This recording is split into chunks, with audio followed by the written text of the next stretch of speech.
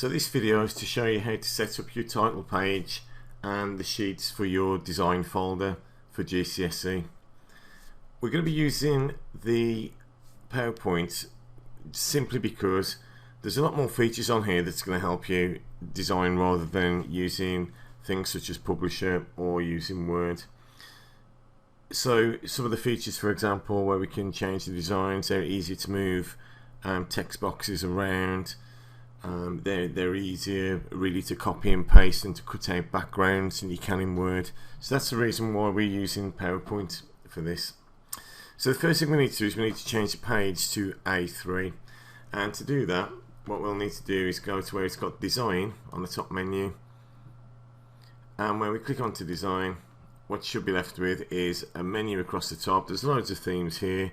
I'm not going to change the themes too much, but you can see just by clicking on them you can get different variants, and it's important that you keep it quite simple because of the information that you put on is more important than what the borders look like, so don't overcomplicate that. So if we click onto the slide size, and where it's got custom size, click onto that bit, and then where we've got widescreen we just need to change that to A3 because that's what you'll be drawing on. So you'll be drawing on A3 and we'll be submitting it as A3. If we have to submit it as A4 and shrink it down, drawings always tend to look better when they're shrunk down rather than the other way around where they're sort of expanded upwards. Okay, so these bits we can delete, but that's the page now. So we've set the page to A3. So the next stage, what you want to do is create the template really that's going to go onto all the other sort of slides that you put in, and we're looking at around 20 to 25 sheets ideally for a Gcse project. So in this case what we're going to do now is just put the name, the center number, the candidate number, all that onto the sheet, and as you find you add pictures and images, the sort of memory that it takes up and the actual size of the megabytes in the folder can get quite high. So it's always best to try and reduce as much of the file size as you can, which avoids things being corrupted and various other things. So to do that, what we're going to do is go to what we call the slide master, and the slide master you'll find under view. So I clicked onto view at the top, and over here there's the slide master. Now on the slide master, what this does is it gives loads of different ways to lay out your slides you can do instantly. So for example, you've got one here that's got the 3 at the bottom, the 2 there, these ones are divided into 2, etc. But we just need the basic ones for what we're doing. So the first thing you do is go right to the top. So normally it starts around here when you log in. So if we just close the master view, for example, and then click back on so you can see, so view, slide master, you can see it starts on this one here, which isn't slide 1. So slide 1, or the master slide, is right at the top. So move the bar or scroll the bar up, and we're looking at this one where it's got the master title style. And I'm just going to delete everything off there to start off with. Right, so the next thing we need to do is we need to insert a text box. So if you just click onto insert across the top, and when you've got your text box, you can start to just draw the text box. So we're going to move these around anyway. Now you want to keep the text quite simple, and it must be consistent throughout the folder. So if you're going to start writing in Calibri body, then it needs to be Calibri body all the way through. Don't start changing fonts or styles or color schemes.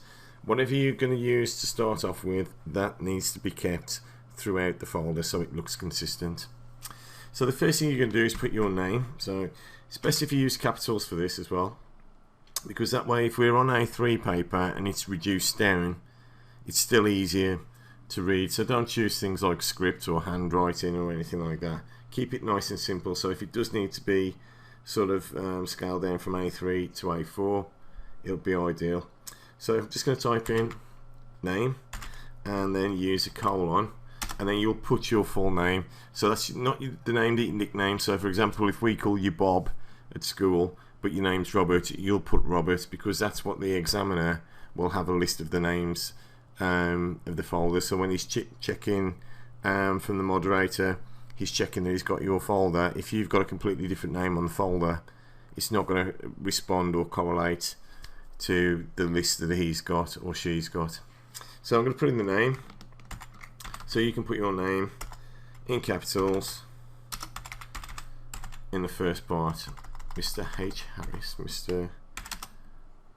Harris. There we go.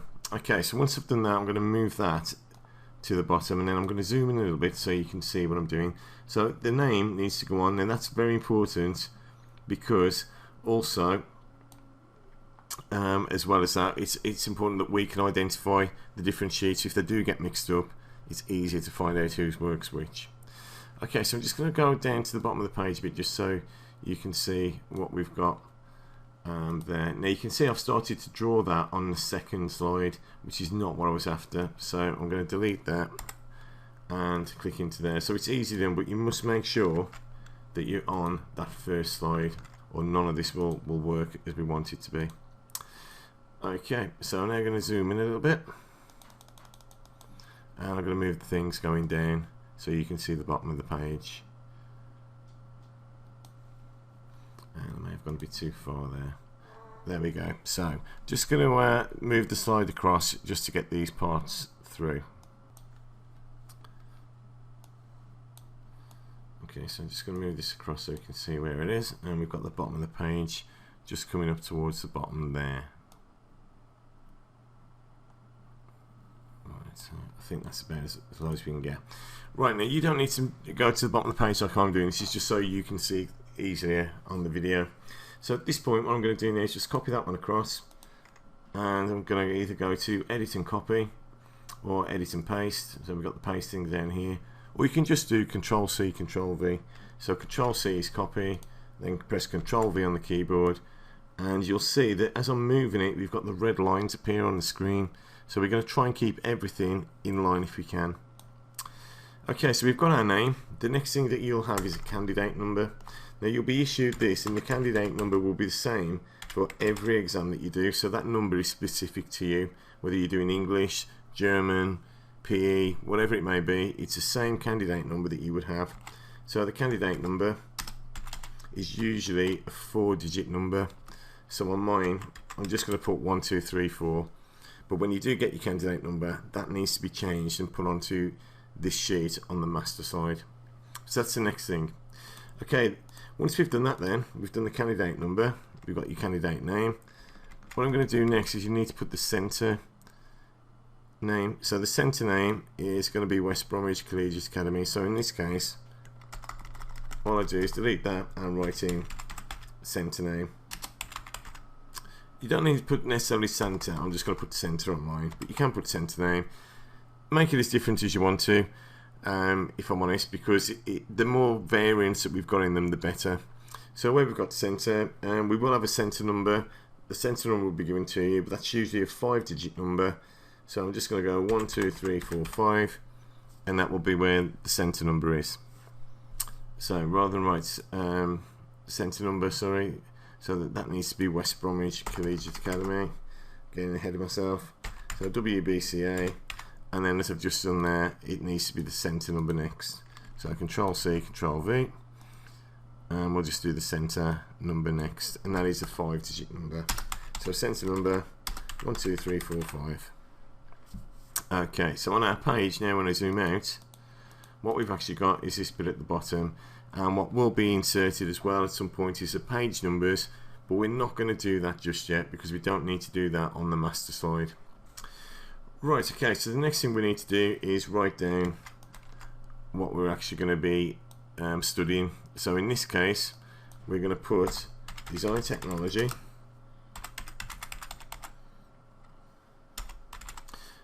we're going to put the exam board, which is Gcse. Okay, let's just stretch that one out, Gcse. And we're actually going to put the code to it, which is 603. Got to see if I can remember this now. 603 /1121 /6. Okay, and you'll find this up on the board in the rooms where the marking scheme is, just to check. So it's design technology, Gcse 603 112. Now that means that if for whatever reason they've been sent to the wrong moderator, so you'll have different moderators for different sections. Obviously ours is woods and natural timbers. he or she will be able to check that they're marking the right sort of paper before they actually start that work. Right, now we're going to avoid putting things like the date onto these because A, we don't necessarily need the date, but we don't really want to date our work. So you might find that you're doing some work in year 10 that you can drop into your year 11 folders, which is perfectly fine as long as it's your work and it's work that is going to contribute to the final project. Don't just put things in just to fill the folder up because it's absolutely worthless. As moderators, we just take the stuff out, so it's pointless doing that or filling the folder up with things that is non-relevant just because it makes it look thicker. It doesn't work that way. So we've now got the area that we've got set up for our design folder. I'm just going to move that down just to tidy it up because that would all annoy me. Okay, so what we're going to do now is draw a rectangle into this part, and that rectangle is going to be under home. Okay, let's have a quick look. There we go, shapes, insert, there we go, insert shapes. It's different because we're on the slide master sort of menus, and the one I'm going to choose is the rectangle with roundy corners. I'm just going to draw that onto my page. I'm going to try and line these up with as much of the page as I can. Now don't worry about this bit missing at the bottom because we, like I say, these are going to be filled up with page numbers, but what I'm going to try and do is line up some of these bits, and I can change the corner by clicking onto the yellow just to ruin it round, so we don't really want a really big sort of area, and we don't want those filled as well, so I'm just going to go to unfill. Now there's no reason why you can't change the colour of the outside border. We will be printing in colour anyway. As a school we're quite fortunate we can do that, so you can have this whatever colour you want. So if you wanted it red, all you would do is just double click where you've got home, is just change the outline to whatever colour you want. So if you wanted it red, it could be red, etc. But whatever you choose, it must be or must remain that colour right the way throughout.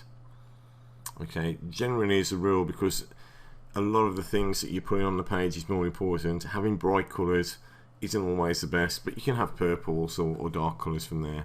So I'm just going to change that one back for me and leave it as black.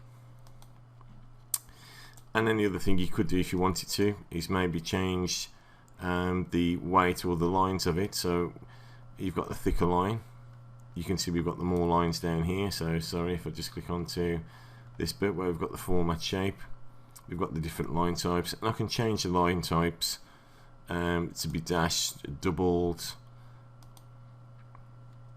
different parts from there. So it really is up to you what you want to do with this part, but I'm just going to leave mine quite plain and simple.